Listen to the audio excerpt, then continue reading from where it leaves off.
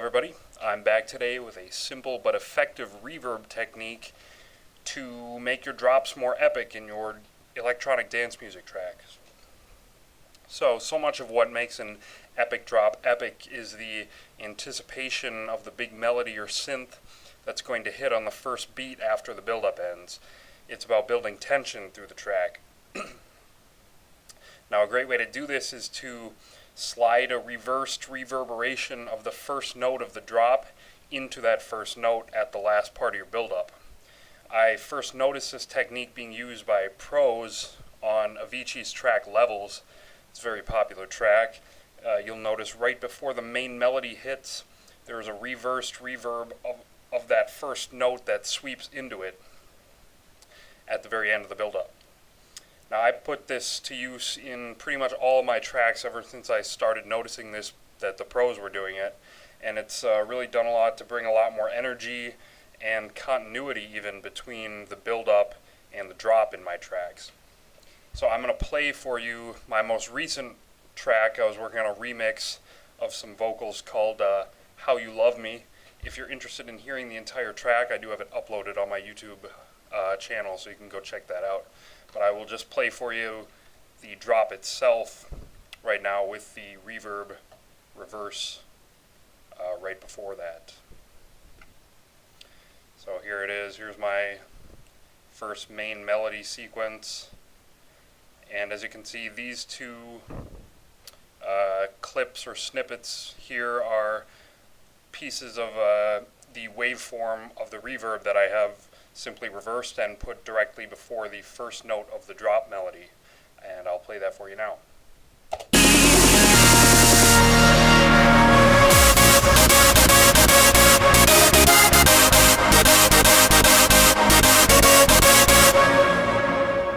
And here it is again. This is just the reverb part and then the first note.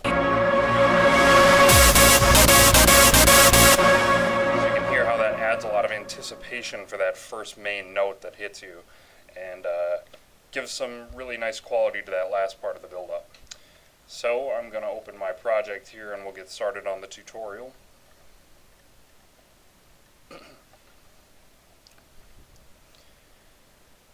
So as you can see, I have just thrown a quick synthesizer onto my project here. I'm just using Citrus with a default or with a preset called Conqueror. This is just to demonstrate the technique that I'm talking about, and I've put a real basic dinky kind of melody on here, which I'll play for you now.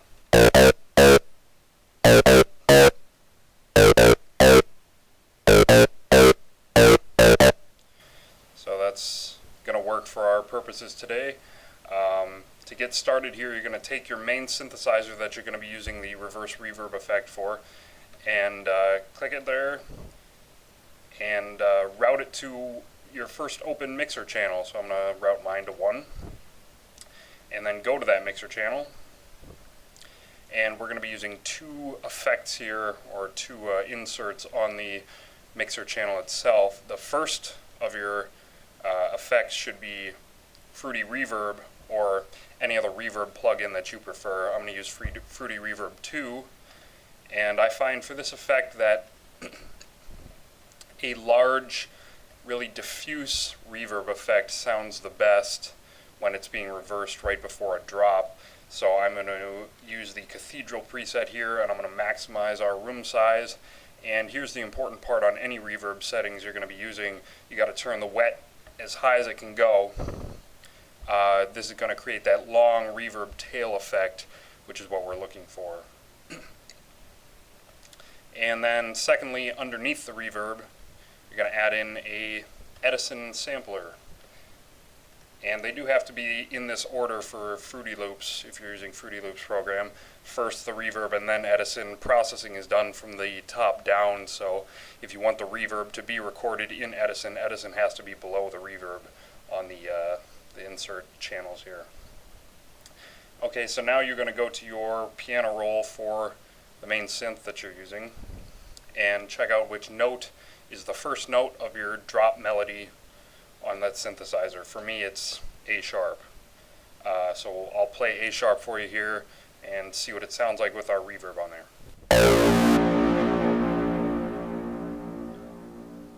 So you can hear it has a really long, drawn-out tail, which is exactly what we're looking for.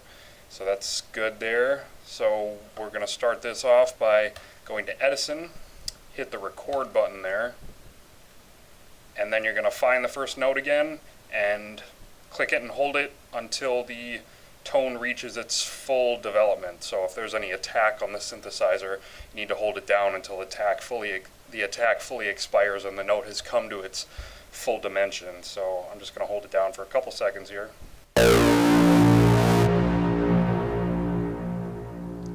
And then release it and let it reverb all the way out. Go back to Edison and you can stop the recording there. Now we don't want the actual note itself being played, we just want the reverb that happens after the note is done being triggered. So you can play through your waveform here in the recorded in Edison and find where you actually release the note, and that's where you're going to want to chop it. So I can hear I released it right about somewhere around here.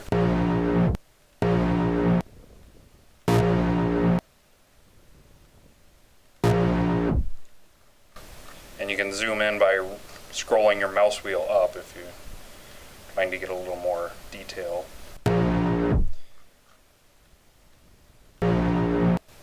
So that's pretty good right in around here.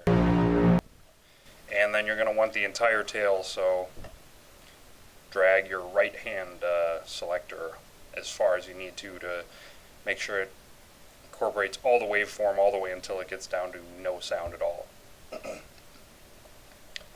And then copy this section that you've got selected, Control C.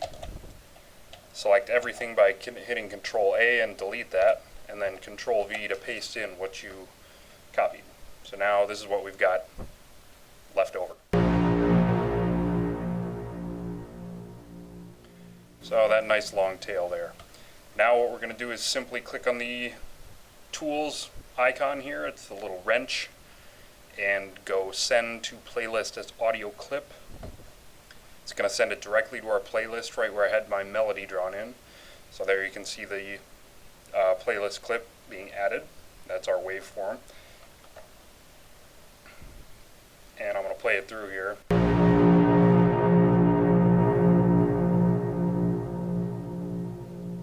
So obviously it's fading out right now. Now we want this to be fading in to add to the last measure or so of the build-up here. So go back to your step sequencer. Now whenever you add in a clipped piece of sample from Edison into your playlist, it will add another channel into your step sequencer, so that's what this is here. You can click on that to get the sample settings and go down to this reverse button and just check that. And you can see in the playlist itself it is reverse the waveform. So we can zoom in to see that. So then we have to line up the actual waveform with the first note of our main melody that's going to come in the epic drop. So I'm going to move this down. I'm going to move this main melody there, and now to get maximum accuracy when aligning this waveform sample, you can turn your snap to grid to none, and that way you have full control over where you place it within the playlist. And just click and drag it just till it's at the edge of the first note, just like that. And now we're going to play through it and see how it sounds.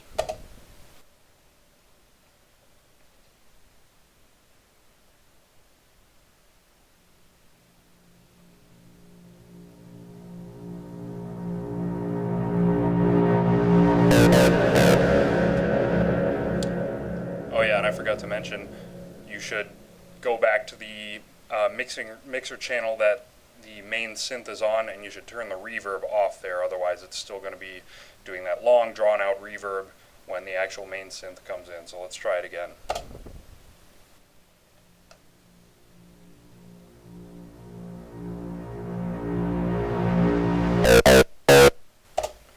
So that's the basic gist of it there.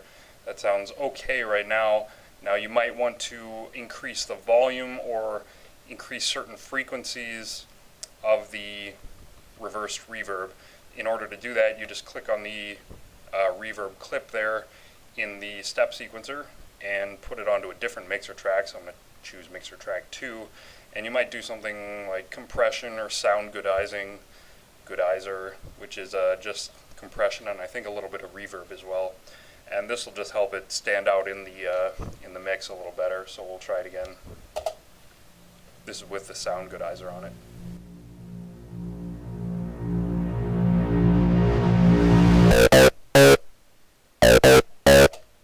So that's a little better. It just adds to the volume and makes it a little more noticeable, less subtle. So that's the general idea behind the technique there, and you'll be building a track around this, so you should have possibly a snare roll and maybe some synth risers in there, or filter sweeps, in addition to this reverse reverb that will add to the atmosphere and energy of the build-up. But this is just a little extra tip to help you add some extra energy in those last crucial moments of the build-up, which is really where the good tracks are separated from the great ones. If you liked the video, give it a thumbs up, and you can definitely subscribe for more content. Again, if you wanted to hear the entire track that I played for you at the beginning, I did upload it to the YouTube channel, so you can just search How You Love Me. That's the name of the vocals that I was remixing with. And I will talk to you guys next time.